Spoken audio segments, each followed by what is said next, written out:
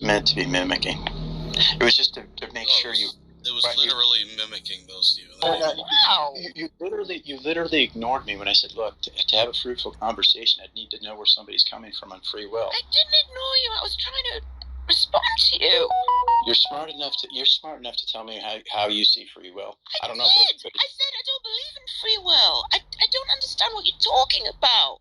This is about the problem of evil. What does it matter what I think? Do you know what I was doing? I thought that you did. I thought you did believe in free will because you don't have the free will to respond a different way. It was already predetermined how you would respond to that.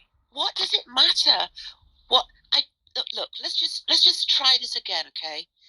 The problem of evil is an internal critique of a Christian view of a God, right? That is all it is. I don't know why you're asking the person you're talking to what they think about free will or sovereignty or anything. That's what I was trying to say, okay? I don't understand what sovereignty has to do with it. I thought you were going to explain. You didn't.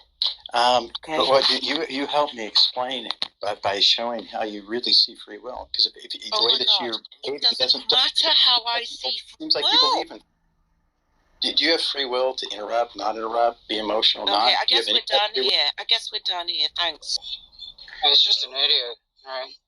I mean, he's not committing to any view, and he just wants to change this topic to other people's views. Stephen, most of the time I'm told it's an internal critique, so they're accepting certain things that you hold to, not necessarily what they hold to when they talk about the problem of evil. Matt, do you think I should have asked? Matt, do you think I should have been more polite and said, "Hey, can you tell me where you're coming from on free will?" And then when they say no, then listen to their behavior and see if that really is coherent with their position. Would that be a smart thing to have done? It depends. I guess it depends on what approach you're taking. But if the argument I am told is generally an internal critique of the Christian worldview, so what the atheist views doesn't really matter.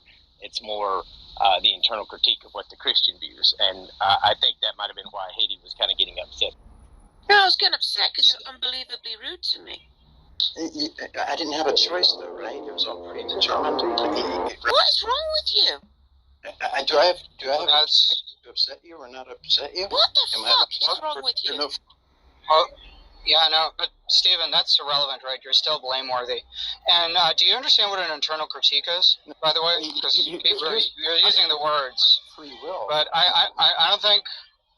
Well, we're not. We're talking about the problem of evil. Well, at least that's the topic that was right on the table here. So before we leave the topic of the problem of evil and talk about free will, do you understand what an internal critique is? But I'd have to understand context of what context are you talking about it from? The context of analyzing people's views to see if they're internally consistent. Oh, that's not what I'm doing. I'm just trying to have a quality conversation. Whoa. Well, hold on. That's what the problem of evil is doing, though. We're talking about what you're doing. We're talking about what the problem of evil is doing. Okay? Elaborate so I see what you're talking about.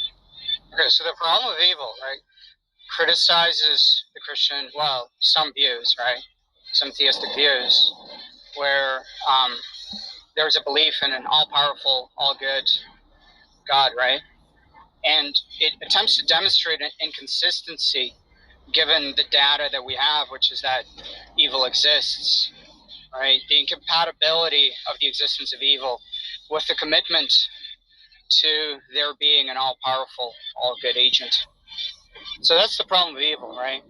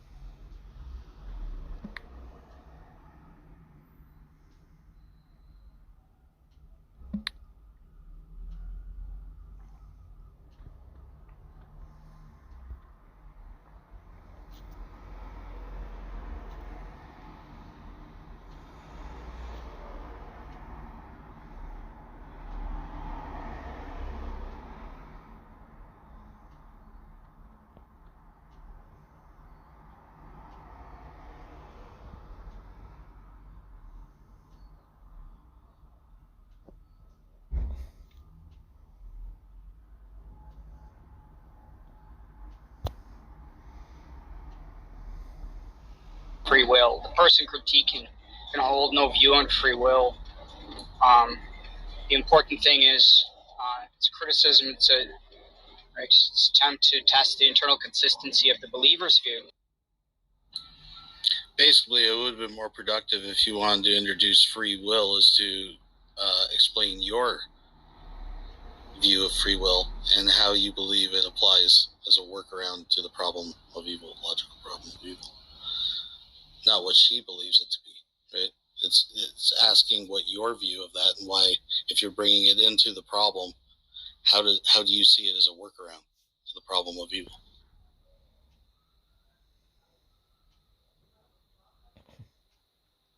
But aside from that, why? So when you responded to Haiti as saying, "Well, look, I was determined to act snarky or whatever," right? Why did you think that was a good response?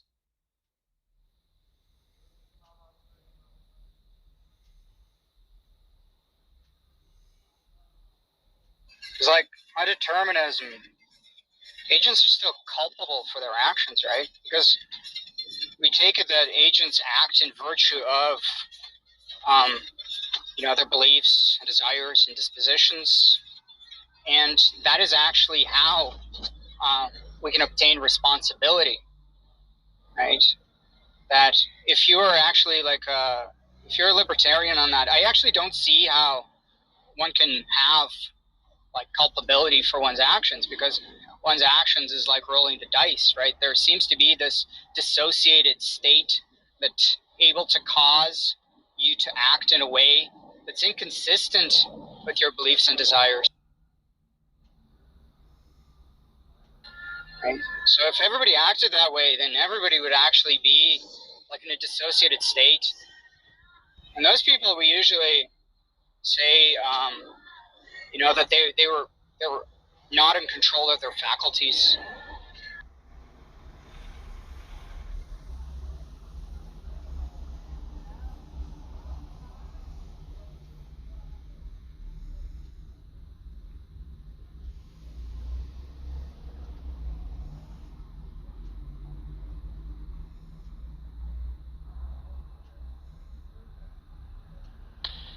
Evil doesn't exist because you were determined to not be.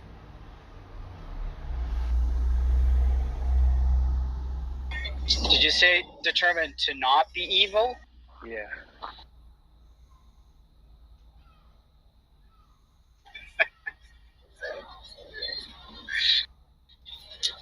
I'm pro-Toto good. Right, we're in the best of all possible worlds. This is heaven, boys.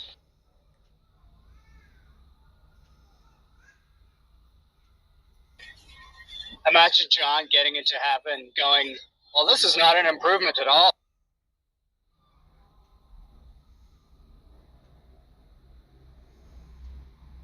It's supposed to be basically just regular Earth with a different body and, people doing the good instead of the bad. Yeah, which sounds like a morally perfect possible world that they always deny. Isn't that weird?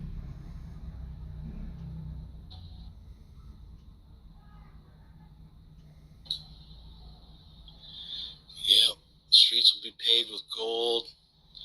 You got 12 gates with angels guarding them. From what, I'm not sure, but they're guarding them. They don't want to let the evil. I guess where it's coming from, we don't know. Yeah. 1,400 miles. Yeah, it's a big square. Never get to leave. You live in eternity. You live in this gated community. And you don't leave. You get to worship God. Yeah. It's supposed to be great.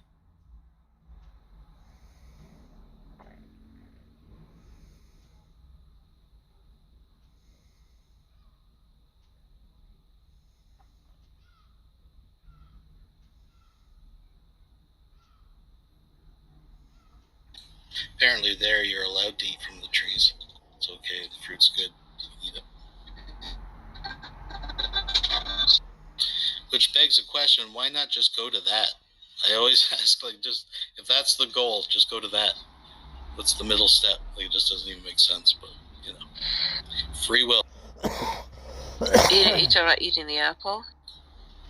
Well, just in general, I mean, if the end goal, right, is just this gated community where there's no temptation, no evil. Oh, yeah. Just jump to that.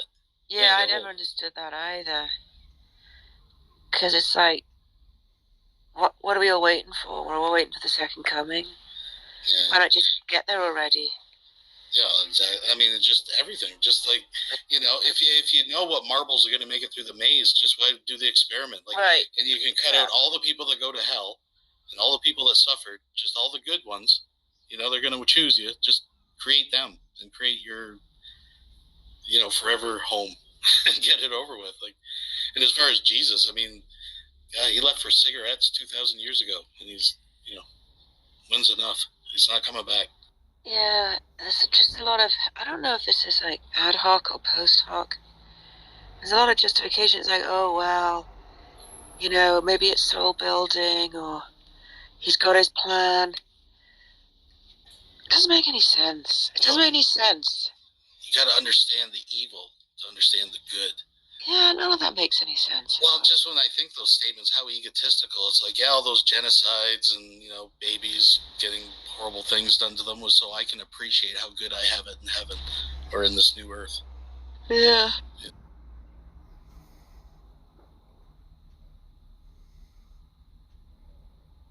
I think it's just a bad story. It's a dumb story. Yeah. Just, I don't know. It is, based around a Bronze Age foreskin-obsessed god. I never got the foreskin thing either. It's got this weird obsession. Oh, look. They were in the desert. Wasn't very much water. It was probably just done for hygiene. And then, of course, they have to make it God's command to make sure people do it. Yeah, the thing is, if I was to entertain the idea it was God's command, right? There's all kinds of logical reasons why they do it. I actually am more under the belief that they didn't really start practicing it until like exile, post-exile. Mm-hmm. It was just another cultural means to remove themselves from their Canaanite brethren and the people around them, right? Preserve their culture. But even if we take the story that God instructed these people to remove their foreskins and it ends up being hygienic reasons. And why create foreskins? Like, what about all the other people that were eating pork and, Oh, no, my explanation is just without God. Like, I just think that's how it went down. I think that all these things people do are upstream of religion, and religion's just like, oh yeah, don't do that thing or you'll go to hell. Right. We already knew not to do that thing or to do that thing. It's kind of like the dietary laws. I really think it was probably the same reason. It was just to keep them healthy. They noticed that if you